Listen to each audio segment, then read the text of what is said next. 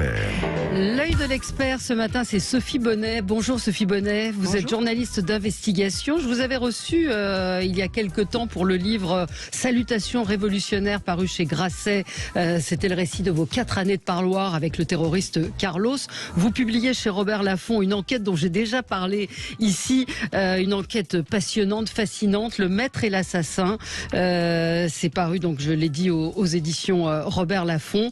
Et le maître, c'est cet avocat qui était un avocat, un ténor du barreau, Maître Metzner, et de ce gigolo, escroc, empoisonneur, Alexandre Despalières, un jeune homme à la beauté du diable qui a escroqué, vraisemblablement assassiné, mais qui n'a jamais été puni. Le livre est formidable parce que vous vous mettez en scène, vous racontez cette enquête.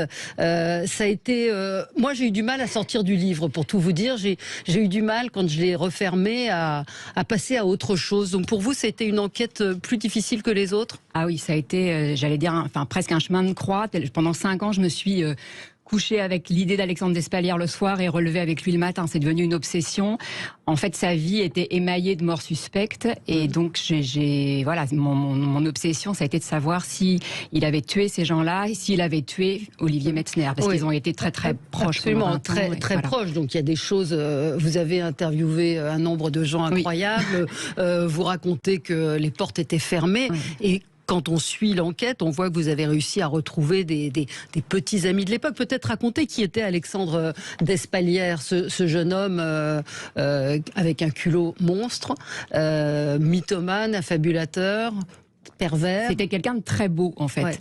Et donc, dès l'enfance, il a eu, ça a été beaucoup construit par sa famille, par sa mère notamment, la certitude absolue, l'espèce de conviction folle qu'il allait devenir une star. C'était quelque chose qui était convenu avec le destin. Il allait devenir acteur, chanteur. Et donc, il s'est complètement construit là-dedans. Et puis, finalement, quand il a appris à l'âge de 15-16 ans qu'il était contaminé par le sida et donc qu'il allait mourir, c'était quelque chose d'invraisemblable pour lui, le fait que le destin l'ait choisi lui et pas les minable à côté, comme il disait. Et donc, à partir de là, il a complètement vrillé, quoi. Et puis, il est rentré dans une espèce de longue série d'escroqueries, d'empoisonnement. Enfin, c'est quelqu'un qui a comment dire, voulu tutoyer la gloire, parce qu'il estimait que ça lui était dû, parce qu'il était magnifique. Et donc, il a fréquenté tout le showbiz. Enfin, voilà, beaucoup de... Mais Elton John qui a craqué pour lui. Absolument.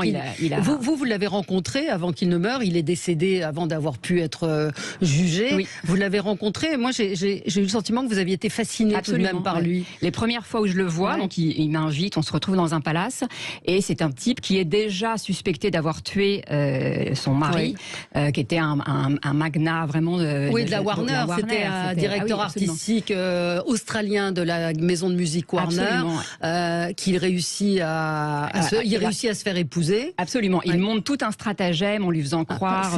Vraiment, c'est un truc invraisemblable.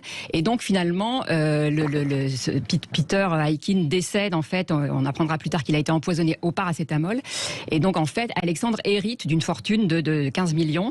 Voilà. Et donc finalement, les choses vont se gâter assez rapidement quand même, mais il sera jamais jugé. Il fera très très peu de prison. Et puis il y a d'autres morts suspectes pour lesquelles il sera jamais ennuyé. Et donc moi, je le rencontre. Il vient de sortir de prison.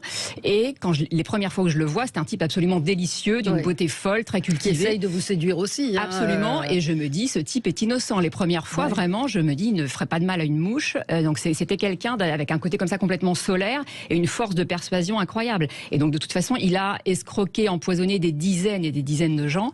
Mais vraisemblablement tué ses parents aussi. Oui, pour moi, il n'y a aucun doute là-dessus. Alors il n'a jamais été jugé là-dessus, mais pour moi, il a vraiment empoisonné ses parents, ses grands-mères, les deux grands-mères, son mari.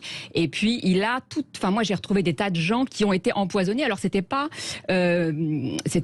pour pour les tuer, c'était pour récupérer de l'argent, les affaiblir, les rendre dépendants. Il y a beaucoup de choses dans le livre sur la noirceur de l'âme humaine, se dire qu'on peut aller aussi loin, tuer ses parents, a priori tuer ses parents, tuer des animaux, bon ça c'est encore autre chose. Et puis la manipulation, la relation avec sa mère qui est assez incroyable aussi, puisque la mère accepte que ses amants viennent à la maison. Et je pense que la mère, en fait, elle est tout à fait au courant qu'Alexandre est un assassin. Mais Metzner, pour moi, Metzner le sait aussi. Enfin, Metzner, la rencontre avec Metzner, elle est incroyable aussi. C'est-à-dire que Metzner est l'avocat d'un homme qui porte plainte contre Despalières pour empoisonnement. Et Metzner va aider Despalières à se sortir de cette première histoire d'empoisonnement. Donc ça, c'est une affaire qui se passe en 92.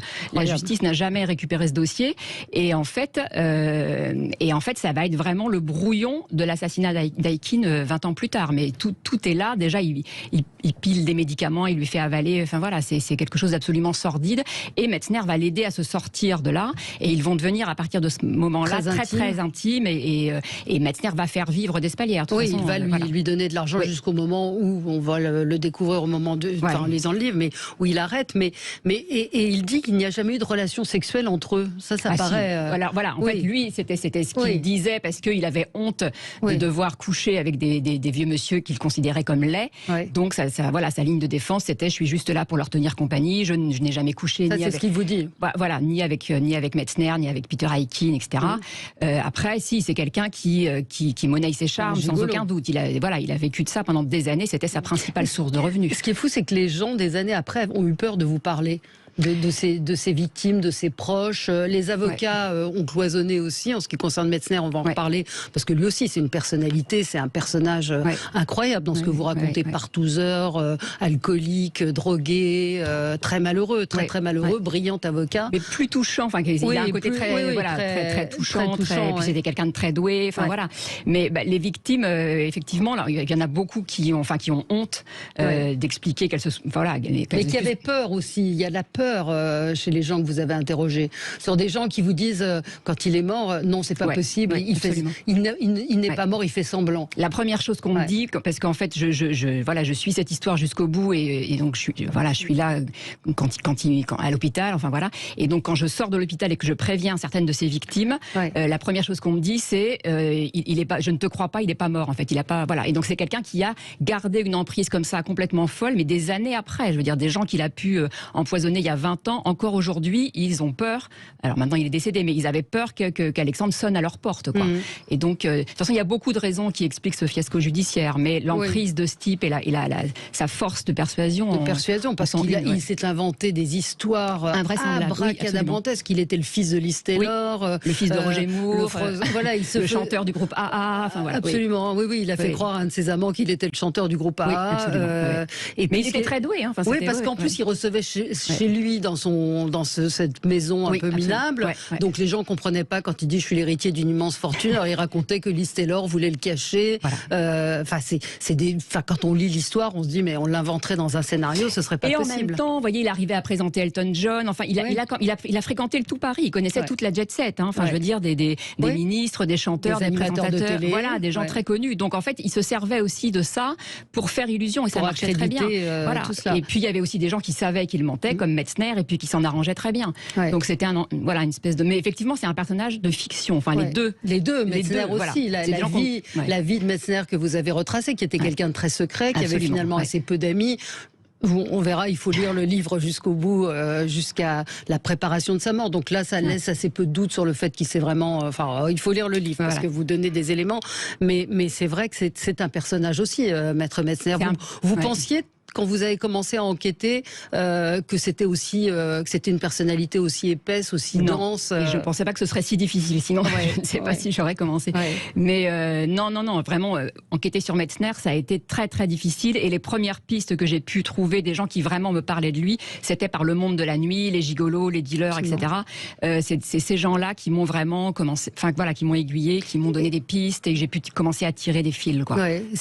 Quand on enquête comme ça, c'est un boulot d'opiniâtreté. C'est revenir à la charge sans arrêt. C'est très très décourageant. Et puis c'est écrit comme un thriller, mais tout est vrai, donc je ne peux rien inventer. Donc si je n'ai pas les infos, je peux pas.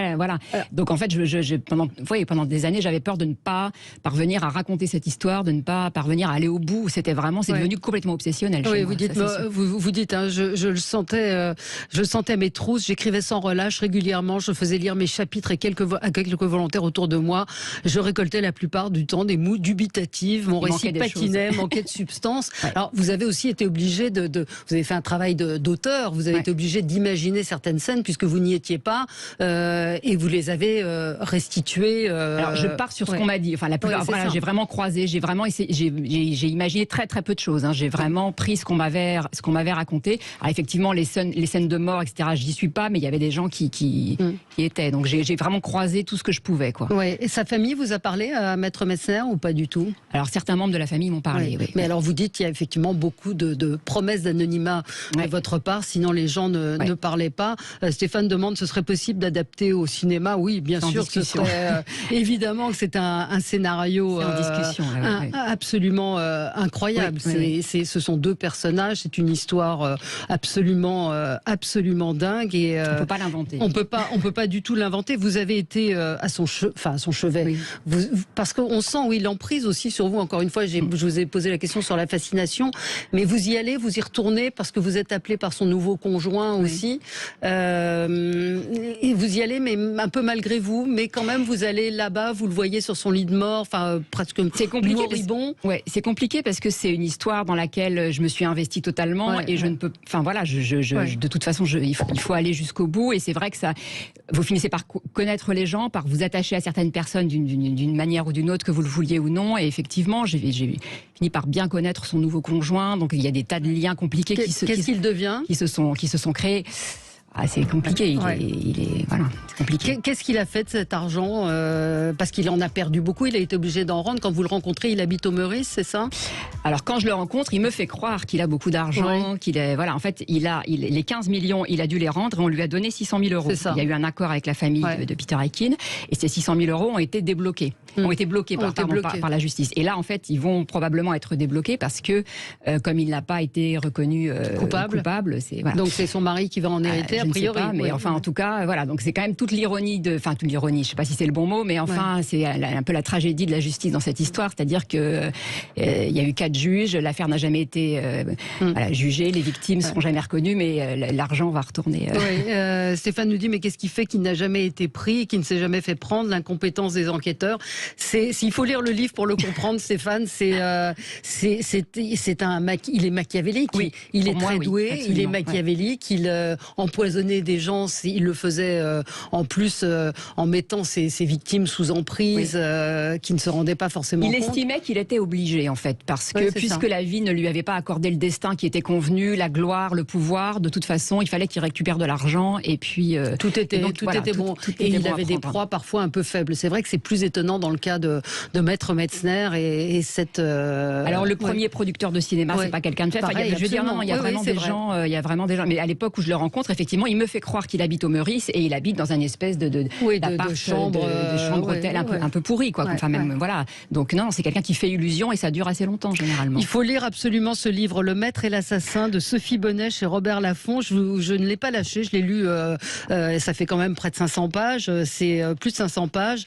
C'est une enquête encore une fois remarquable et ces relations, tout est formidable. La relation de Despalières avec sa mère, la relation qu'il a avec les puissants, l'histoire de Maître Metzner, c'est un livre encore une fois. Alors j'aime pas du tout cette expression dont on ne sort pas indemne, mais vraiment on n'en sort pas indemne parce que on voit que l'âme humaine peut être assez terrible. Merci beaucoup Sophie Bonnet, merci à vous. On se retrouve nous dans un petit instant pour commenter l'actualité. Sud Radio. Parlons vrai. Sud Radio. Parlons vrai.